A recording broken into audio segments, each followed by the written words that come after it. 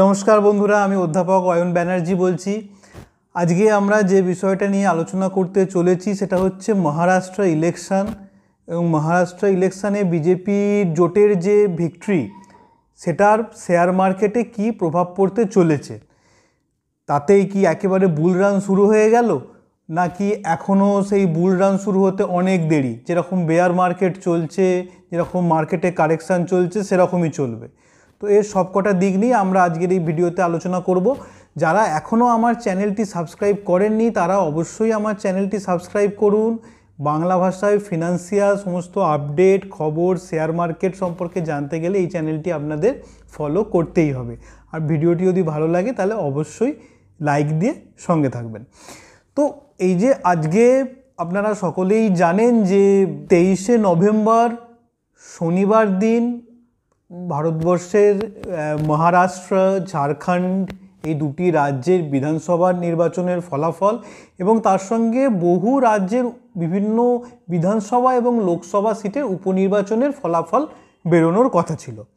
তো এখানে আমরা বাকি কোথায় কি ফলাফল হয়েছে বাই ইলেকশানে বা ঝাড়খণ্ডের কি ফলাফল, সেই জিনিসটা কিন্তু শেয়ার মার্কেটের পার্সপেক্টিভে ইম্পর্টেন্ট নয়।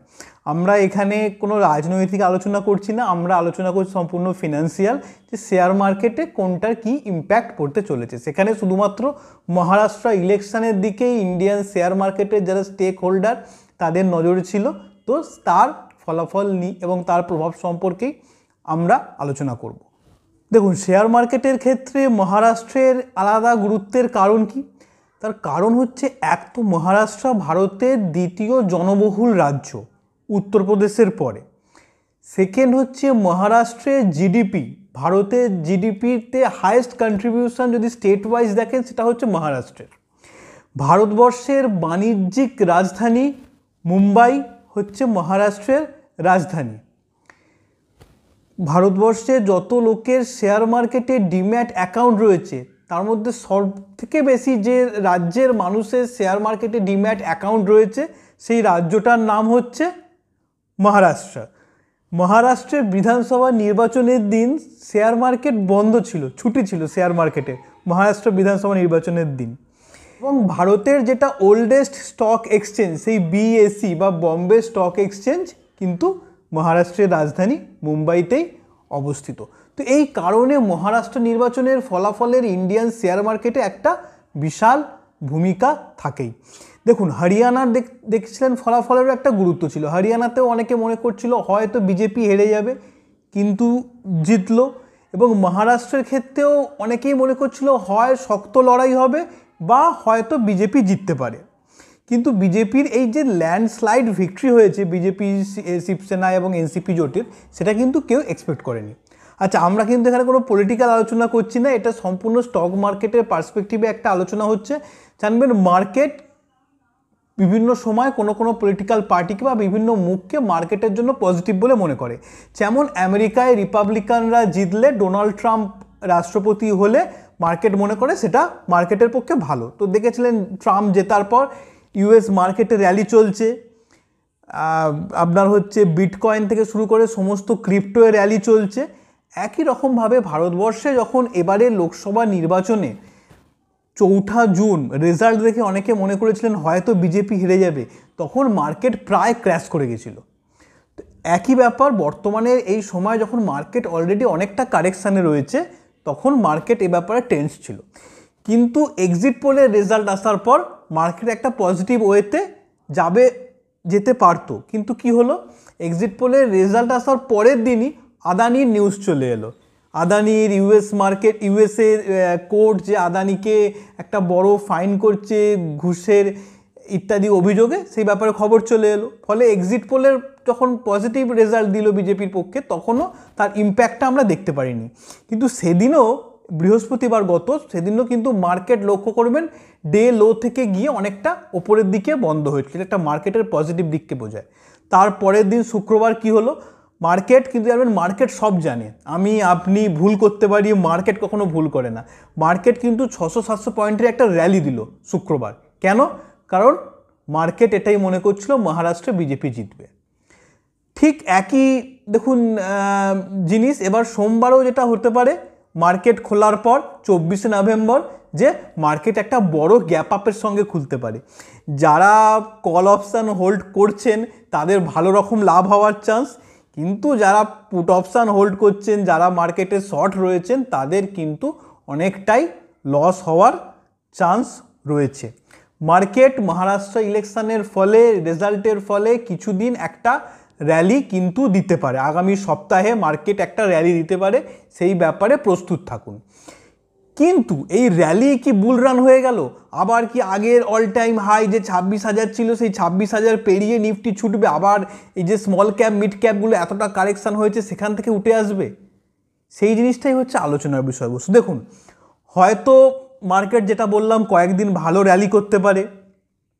PSU stocks, defence stocks, railway stocks এগুলো হয়তো ভালো, যেহেতু এগুলো অনেকটা কারেকশানে রয়েছে, হয়তো ভালো করতে পারে। আদানির স্টকগুলো হয়তো কিছুটা রিবাউন্ড করতে পারে, কিন্তু সেটা কি স্থায়ী হবে? আগামী কয়েক মাস একেবারে স্থায়ী এরকম বুল রান চলবে? আবার সেই মার্কেটে যে বুল রান আমরা লক্ষ্য করেছি এই বছরের প্রথম দিকে, সেটা কি আবার ফিরে আসবে? এখনই মনে হয় সেটা বলা সম্ভব নয়। তার কারণ কি, মার্কেটে যে অনেক কটা প্রবলেম ছিল সেই প্রবলেমগুলো কিন্তু রয়ে যাচ্ছে। মহারাষ্ট্রে বিজেপি জেতার পরও রয়ে যাচ্ছে। কি কি প্রবলেম? এক হচ্ছে এফআইআই সেলিং। আপনারা জানেন বিদেশি বিনিয়োগকারীরা অক্টোবর মাসে ভারতবর্ষে 1,00,000 কোটি টাকারও ওপর শেয়ার বিক্রি করেছে, যেটা ভারতবর্ষের ইতিহাসে এখনও অবধি হায়েস্ট। তো এফআইআই এই রিলেন্টলেস সেলিংয়ের ফলে ইন্ডিয়ান মার্কেট কিন্তু অনেকটা নিচে নেমে এসছে। তো ইন্ডিয়ান মার্কেটের ওঠার জন্য এফআইআই বাইং শুরু করে দিতে হবে বলছি না, কিন্তু এফআইআই এর এই এত বিশাল সেলিং, এইটা কিছুটা হলেও বন্ধ হওয়া দরকার। আর কি কি দরকার? আর দরকার হচ্ছে ইন্ডিয়ান মার্কেটের মুড খারাপ হওয়ার পেছনে একটা অন্যতম কারণ কিন্তু ছিল Q2, এটাকে সেপ্টেম্বর কোয়ার্টার বলা হয়। সেই কোয়ার্টারে যে ইন্ডিয়ান বিভিন্ন কোম্পানি খুব বাজে রেজাল্ট দিয়েছে, কোয়ার্টারলি রেজাল্ট খুব খারাপ হয়েছে, সেটা কিন্তু মার্কেট খুব খারাপভাবে নিয়েছে। দেখা যাচ্ছে যে ইন্ডিয়ানদের সেরকমভাবে কনজামশন তারা করছে না, যেটা একটা অর্থনীতির পক্ষে একটা চিন্তার বিষয়। এবার এই যে Q2 উইক আর্নিং দিয়েছে কোম্পানিগুলো, সেটা Q3-তে গিয়ে একটা ভালো রোবাস্ট আর্নিং দিতে হবে। আর কি রয়েছে? এখন ভারতবর্ষে যেটা ইন্টারেস্ট রেট, সেই ইন্টারেস্ট রেট সাইকেলের একদম পিকে রয়েছে ভারতবর্ষ। বহু মাস ধরে আরবিআই কিন্তু ইন্টারেস্ট রেট কমায়নি। ফেডারেল ব্যাংক, ফেডারেল রিজার্ভ যেটা ইউএসএতে রয়েছে, তারা কিন্তু পরপর দুটো রেট কাটস করেছে। দেশের অর্থনীতিকে সবলভাবে এগিয়ে চলতে গেলে ব্যাংকের ইন্টারেস্ট রেট কম হওয়া দরকার।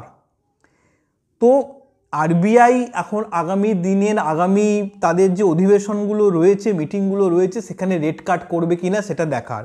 আরবিআইকে একাধিক রেট কাট করতে হবে ভারতীয় অর্থনীতিকে একটা সঠিক দিশায় ফিরিয়ে আনার জন্য, কোম্পানিগুলো আবার যাতে ভালো আর্নিং করতে পারে, মানুষের হাতে যাতে টাকা থাকে। আর কি?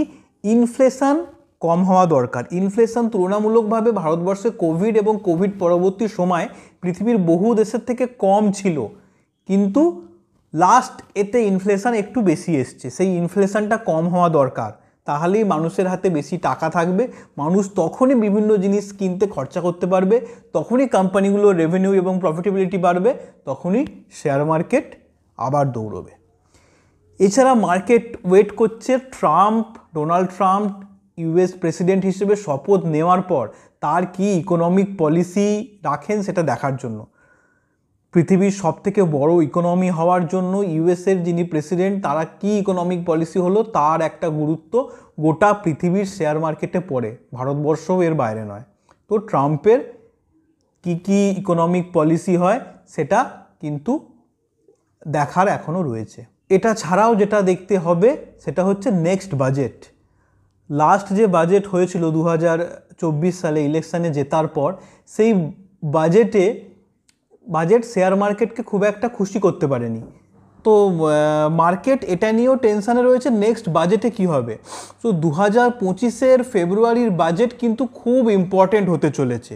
তো এখনও এই যে ফ্যাক্টরগুলো বললাম, এই ফ্যাক্টরগুলো সবকটা ঠিকঠাক হওয়া দরকার, পজিটিভ হওয়া দরকার, তখনই হয়তো মার্কেট আবার একটা দীর্ঘস্থায়ী বুল রান দিতে পারে। দেখুন, আমার যারা ভিডিও ফলো করেন তারা নিশ্চয়ই দেখেছেন, আগেও আমি একটা ভিডিও করেছিলাম ট্রাম্পের ওপর, যেখানে আমি বলেছিলাম যে ট্রাম্প জিতলেই ভারতীয় অর্থনীতি ছুটবে। যারা মনে করছিলেন সেটা ঠিক নয়, একদিন দুদিন ছুটতে পারে, তারপর আর ছুটবে না, হলেও ঠিক এক। তাছাড়া আমি একটা শেয়ার মার্কেটের পতনের বিভিন্ন কারণ নিয়ে আলোচনা করেছিলাম, সেখানেও আমি বলেছিলাম মহারাষ্ট্র ইলেকশনের রেজাল্ট খুব ইম্পর্ট্যান্ট হবে। ঠিক সেরকমই ট্রাম্পের ওপর ভিডিওতেও বলেছিলাম। তো আজও বলছি মহারাষ্ট্র ইলেকশনের রেজাল্ট খুব ইম্পর্ট্যান্ট এবং এর ফলে মার্কেট একটা সাময়িক র্যালি করবে, কিন্তু আগামী 3-4 মাস বা তারও পরে মার্কেট একটা দীর্ঘস্থায়ী বুল রান দেবে কি না সেটা ডিপেন্ড করবে যে ফ্যাক্টরগুলো আলোচনা করলাম তার ওপর। অর্থাৎ ট্রাম্পের ইকোনমিক পলিসি ভালো হতে হবে, Q3-তে ভারতীয় কোম্পানিগুলোকে ভালো রেজাল্ট দিতে হবে, ইন্ডিয়ার ইনফ্লেশন রেট কম হতে হবে, আরবিআইকে বেশ কয়েকবার ইন্টারেস্ট রেট কাট করতে হবে এবং নেক্সট ফেব্রুয়ারির বাজেট একটা অত্যন্ত পজিটিভ বাজেট করতে হবে ইন্ডিয়ান ইকোনমির জন্য এবং তার সঙ্গে সঙ্গে শেয়ার মার্কেটে যারা টাকা রাখেন সেই শেয়ার মার্কেটের মানুষদের জন্য। এই সব কটা জিনিস ভালো হলে তবেই আমরা একটা লং টার্ম বুল রান দেখতে পারি। আপাতত শর্ট টার্মে একটা বুল রান হয়তো হতে পারে নেক্সট উইকে, বিশেষত পিএসইউ স্টকস এবং ডিফেন্স এবং রেলওয়ে স্টকগুলোতে, তো সেটাকে আমরা মজা নিতেই পারি। সকলে খুব ভালো থাকবেন, সুখে থাকবেন, শান্তিতে থাকবেন। Happy investing. নমস্কার।